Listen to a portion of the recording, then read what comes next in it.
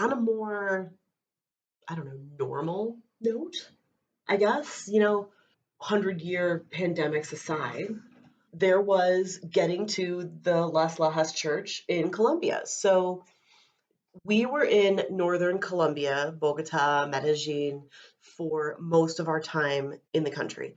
But you don't realize it when you look at a globe or you look at a map. Colombia is huge. It's huge.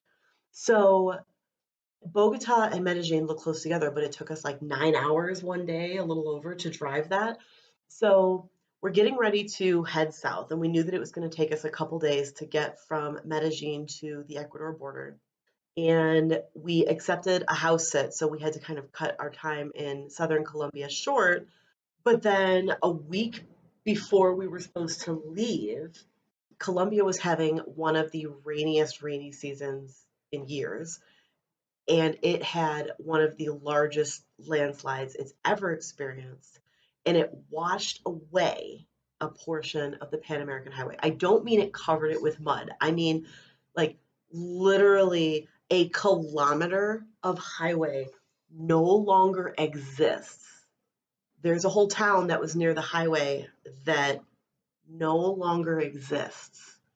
It was horrifying. It was absolutely horrifying to see it on the news, to see what people were going through.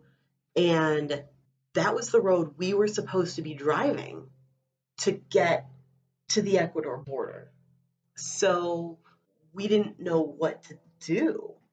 So we were just looking at all of our options. And ultimately, the choice that we made was to drive from one town on the Pan American Highway off the Pan American Highway on this 2-lane road that was now dominated by semi-trucks going through what we were going through, to this little town in the Colombian Amazon called Mocoa, which actually was really fun. I wish that we had had more time to explore Mocoa, because Mocoa is the gateway to the Colombian Amazon. Like, if we had more time, I would have stayed and maybe done some river tours or some really cool tours from there into the Amazon to explore more, but we had our houses to get to. So we drove the Trampolin de la Muerte, which translates, yes, that you probably know what that translates to, the Trampoline of Death.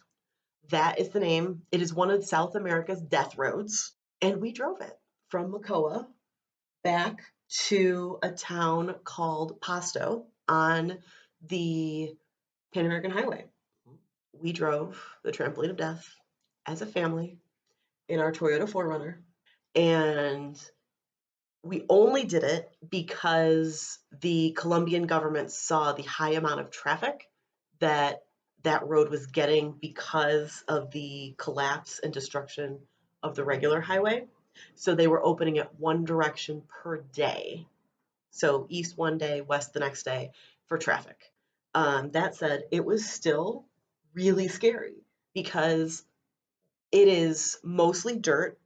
There are open waterfalls running over portions of the road, and it was filled with semi-trucks on hairpin turns, and it was very nerve-wracking. I definitely would say that was probably one of our top stress experiences. I think I was more stressed that day than when the borders closed and we had to decide whether we were going to stay in Malaysia or not. I think that was more stressful.